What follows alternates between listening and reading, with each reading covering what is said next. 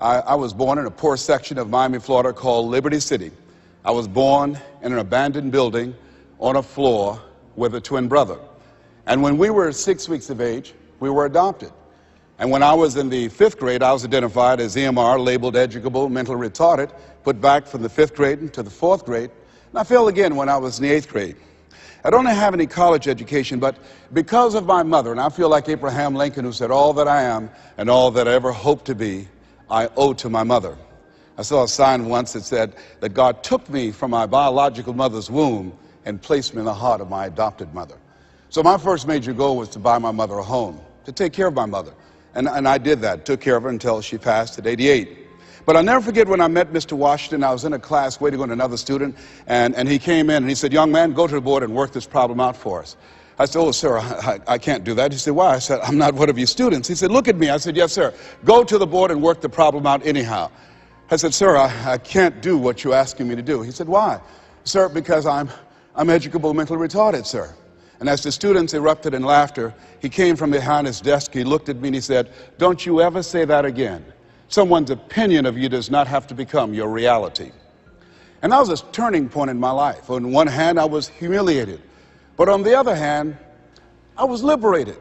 Because he looked at me with the eyes of Goethe, who said, "Look at a man the way that he is. He only becomes worse. But look at him as if he were what he could be. Then he becomes what he should be." I've found that most people fail in life, not because they aim too high and miss. Most people fail in life because they aim too low and hit. And many don't aim at all. So raise the bar on yourself and don't ask how you're going to do it. I'll never forget when I decided that I wanted to become a motivational speaker. I saw the late Dr. Norman Vincent Peale, and my heart said, "I can do that." But my mind asked the question, how? And for over 14 years, I would go see Zig Ziglar and Dr. Norman Vincent Peale and Jim Rohn and different speakers, and I would be in the audience, and my heart would pounce and say, "You can do that, Les." And then when I would leave, I would be going to the parking lot, and my mind said, "How are you going to do it?" And I spent so many years trying to figure out how. I wasted 14 years. How many of you ever procrastinated? Raise your hands, please. Yeah, see, so as you begin to think about your goals, the most important thing is, and write this down, commit yourself. See, once you commit yourself, the how will come, the way will come. Once you commit yourself, you will then figure it out. And if you're going in the wrong direction, all you have to do is turn around and go in the other direction. You will figure it out. You want to begin to just challenge yourself. You want to stretch yourself because you really don't know what you can't do. Once you think about the goals that you want to achieve, and I really want to challenge you to make up your mind that you're going to make that happen for yourself. And I hope that it's some goal that really resonates with who you are.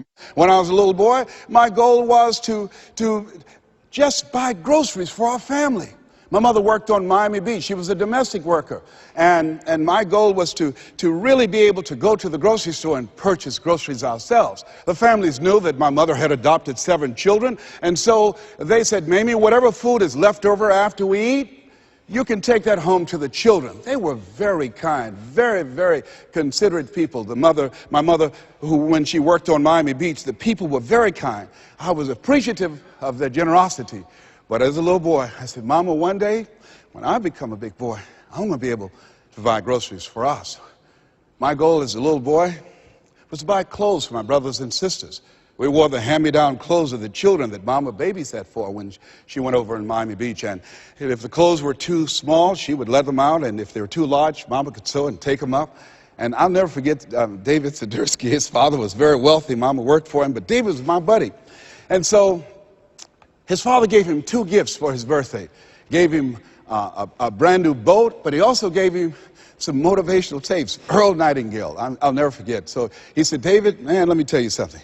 When I die, you're going to get everything. I want you to listen to these tapes." And when his father left the room, David threw those tapes in the wastebasket. I said, "David, could I have those tapes?" He said, "Yes." I said, "Man, your father said if you listen to these, you can get more and do more than what he's done. He said, hey, look, I'm going to get everything anyhow. Go ahead, take them. Write this down. It's not what you leave for your children, it's what you leave in them. You have something special. You have greatness within you. And the only reason you're here, you are my assignment. You can feel me. Some of you feel me right here in your heart of hearts. And my goal is to get past your mind and into your heart. So it's necessary that you have the mindset that I can do this. You've got to begin to believe and to fortify that belief and feed that belief by listening to tapes, going to seminars and workshops, by challenging yourself, by stretching yourself. It was Osborne who said, unless you attempt to do something beyond that which you've already mastered, you will never grow. And as you begin to challenge yourself, you'll discover some things about yourself that you don't know right now. The other thing is you begin to look at yourself, look at your dreams, and begin to experiment and stepping into your greatness. One of the things that's very important, whatever goals and dreams that you have, make your move before you're ready. Price Pritchett, who's a great motivator and trainer, said, make your move before you're ready. We're instructed in life to walk by faith and not by sight. See, you want to really begin to stretch yourself. You want to become a risk taker. You want to raise the bar on yourself. Most people won't do that. See, most people engage in low-life living, low-risk living. Viscott said, if you're not willing to risk, you cannot grow. And if you cannot grow, you cannot become your best. And if you cannot become your best, you can't be happy. And if you can't be happy, then what else is there? I like what Helen Keller said, life is short and unpredictable. Eat the dessert first. And so you want to begin to take some chances. You want to begin to challenge yourself and make it okay to fail and learn from your failures. Don't allow fear of failure and the allure, the attractiveness of playing it safe in life to draw you in. You can't get out of life alive. You've got to die to leave here. Other thing is you look at yourself and look at your dreams. Detoxify your life. Write that down. See, I think that most people never achieve their true goals in life because they're surrounded with too many toxic, negative, energy-draining people. You've got to look at the people in your life and ask yourself the question, what is this relationship doing to me? How is it impacting my life? Am I a better person? Sidney Poitier wrote a book called The Measure of a Man. In there he said, when you go for a walk with someone, something happens unconsciously. It's not spoken. Either you adjust to their pace or they adjust to your pace. Whose pace have you adjusted to? See, you want to surround yourself. My daughter, Ona Brown, who's a speaker and coach, she says, call forth your team, but make sure these are people that you can learn from.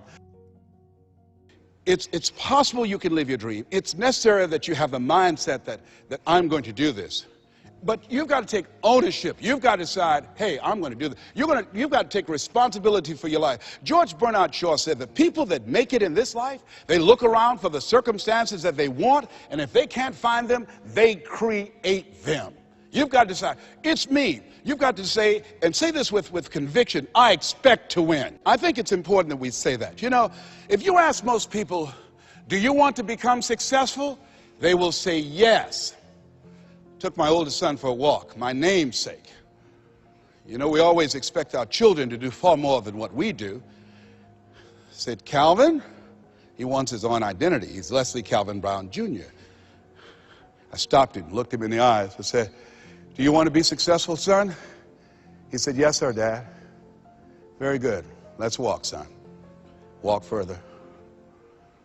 Stopped him again. I said, Calvin, look me in the eyes, son. Yes, sir, Dad.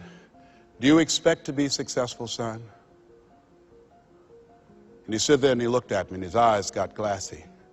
And he said, let's walk. And the reason that he said, let's walk, because my son is very bright. Of all my children, he's perhaps the smartest one. But Calvin now, over 30, Calvin now, a single parent of 2 daughters, good father. Calvin, now at this stage of his life, he's behind on his dreams. A lot of talent, a lot of abilities. Very conservative. One of those people, great mind, but he just hasn't developed that, things that we want our kids to have, that, I want it. Calvin, you got to kick it up a notch, son. You never thought you'd be in your 30s. You got to kick it up a notch. You got to increase your energy in order to live your dreams. You can't be casual about your dreams. Bill Bailey said, if you're casual about your dream, you'll end up a casualty. Shake someone's hand on your right and left and say, kick it up a notch. Yes. You got to kick it up a notch. What is it you bring? And whatever you bring, you've got to kick it up a notch. What is your signature as you look at where you want to go and what it is you want to do? As you look at your product or your services, repeat out to me, please, provide more service than you get paid for. Yeah, see, that becomes your signature. When you look at your goals and look at where you want to go, at your products, at your services, at your industry, you want to set some high standards for yourself. I like what Henry David Thoreau said, do not go where the path may lead, but go where there's no path and leave a trail. How is it that your industry will be done differently 5 years from now, 10 years from now? What is your reputation in your industry? When you come into a room and you leave, what's the scuttlebutt about you? Do people say, hey, that's a go-to person. That's a person, if you ask them to do that job, you're talking about the job being done. It will be done extremely well. Are you known for that person that stand out with what you do, that stand out with your quality of service, with your standards, always looking for ways to better your best? Are you one of those people that believe, well, if it ain't broke, don't fix it? Japanese believe if it ain't perfect, keep working on it. Are you willing to keep working on it? Are you willing to realize that you have not done your best stuff yet, that you can better your best? You've got to take responsibility for that. And now let's go to the next level. Not only is it possible that you can live your dream, is it necessary that you call forth your team and surround yourself with people that you can learn from and grow from, that you must work on yourself and monitor yourself and train yourself, that you've got to begin to take total responsibility for the outcomes that you want to produce in your life. But let us say together with power and conviction, it's hard. Ladies and gentlemen, living a dream, changing your life, is hard. It's hard when you lose all your money, when you've given it the best that you have, when you have some major setback. It's hard. When a doctor looked at me and said the 3 horrible words no one wants to hear, you have cancer. It was hard to mobilize my mind and spirit, to listen to tapes and music and read scripture and be around other people and seeking out other prostate cancer conquerors to believe that I could do this. It was hard. Never forget, my son said, Daddy, are you going to die? Why are you asking me that? You're not going out much. You're not the bubbly personality that I know you to be. You're not talking much. You're spending a lot of time in the room by yourself, Dad. Are you going to surrender? Are you giving up? Are you going to let that doctor's opinion become your reality? Will my daddy see me graduate? Yes, son, yes. I'm going to fight. No, I don't think it's my time yet. I'm going to see you graduate, but more than that, I've got some other things that I'm going to do with my life. And I thank you for asking me that. But I must tell you that I'm scared. I'm scared. And I've never been in this situation before. It's been easy for me to talk to people and encourage people when they've had challenges in their lives. But it's me, and I don't feel less than a man in admitting this to you. Yes, I'm scared, and I need some help. Repeat after me, please. Ask for help, not because you're weak, but because you want to remain strong. And ask for help, and don't stop until you get it. Yes, see, life is hard, and there are some moments in life when you're going to need some help. You're going to need somebody to speak to you. You're going to need somebody to say something to you. I have a friend of mine, Willie Jolly, who's a motivational speaker. He said, a setback is a setup for a comeback. I had to listen to Willie's tapes. I have another friend, Kevin Brace, who's a speaker. He said, Les, come on, man, you can do this. You can make this happen. You can hit a home run. It's a done deal. You are Les Brown. That cancer's got to get out of your body. I said, talk to me, Kevin, talk to me. That's what I need to hear. I needed to hear those words.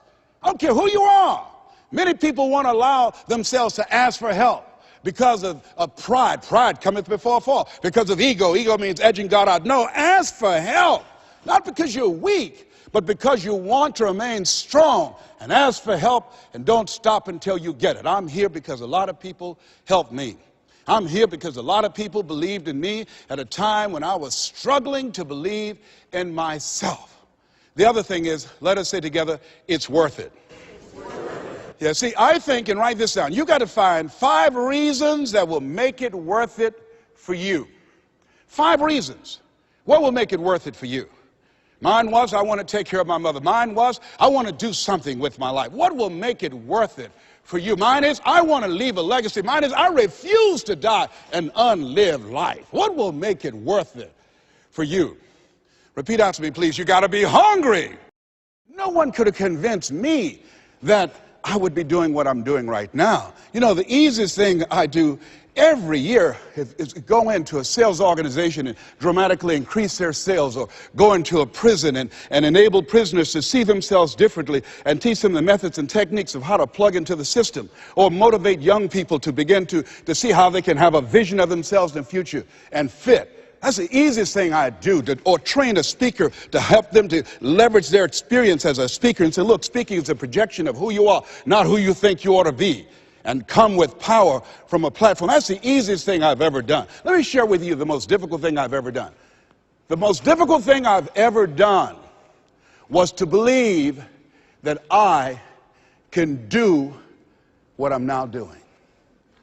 No one could have convinced me, just given my circumstances. I earn millions of dollars every year. No one could have convinced me. If both my parents came up here right now, I would not know either one. No one could have convinced me, being labeled educable, mentally retarded, born in an abandoned building on the floor in Liberty City, poor section of Miami, Florida, failing twice in school, no college training, never worked for a major corporation. I did not know I can do what I'm doing right now. I'll never forget Mike Williams, my mentor. I think a lot of people fail in life because of the fact that they need some mentoring, they need some coaching.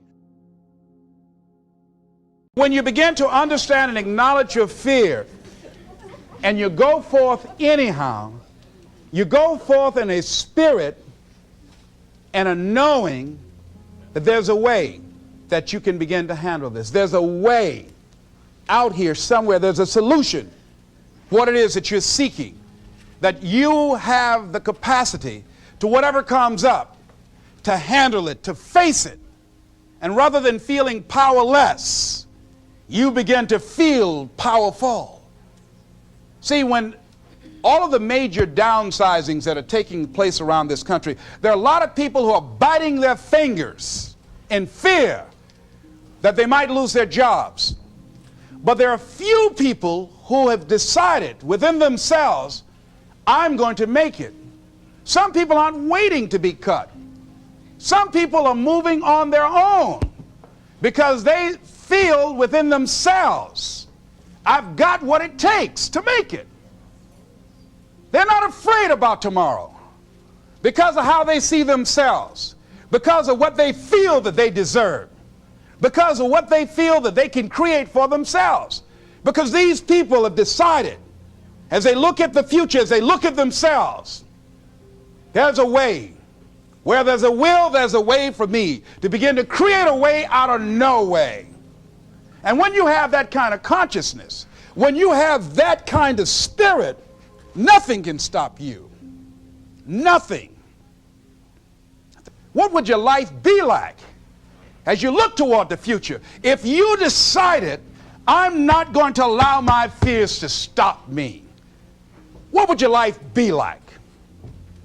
What would your future be like if you decided to want that which you desire so strongly that it prepares you past your fears, that you experience the fear, as the one book says, feel the fear and do it anyway? What would your life be like? And I'm saying to you that all of us who have been entombed by fear have the capacity to resurrect ourselves. Is it easy? No. It's not easy. Can I do it? Yes. What's one of the ways to get started? Some of us need somebody to hold our hands. Sometimes we need somebody to help us out. Be willing to say, I don't know. Be willing to reach out. Be willing to get some assistance to take you to the next level. One great athlete, you never expect boxers to make profound statements. I think it was Joe Frazier who said this one. He says, all of us are like the blind man at some point in our lives standing on the corner, waiting for somebody to lead us across. See, all of us at some point in our lives need some help, need someone to reach out to us, to throw out the lifeline, to help us go across some treacherous waters that we couldn't navigate by ourselves. None of us do it by ourselves. All of us at some point of our lives. We need that kind of help. We need that kind of assistance because we grow from the people we have in our lives that can enrich our lives personally, professionally, spiritually, and all the dimensions of our lives. We don't grow in a vacuum. So as you look at yourself, what are the fears you have that maybe you need some help in strengthening yourself in that area? As you assess your strengths and your weaknesses, as you begin to approve yourself and your passions and your dreams and your goals and the things that you want, if you decide to experience all of your true potential, as you decide to manifest all of your greatness, as you decide, wait a minute, what else is available to me out here if I decided to experience the fear of rejection, the fear of no, the fear of failure, the fear of standing by myself? What else is available? Of taking a chance, a fear of losing it all. What else is available to me?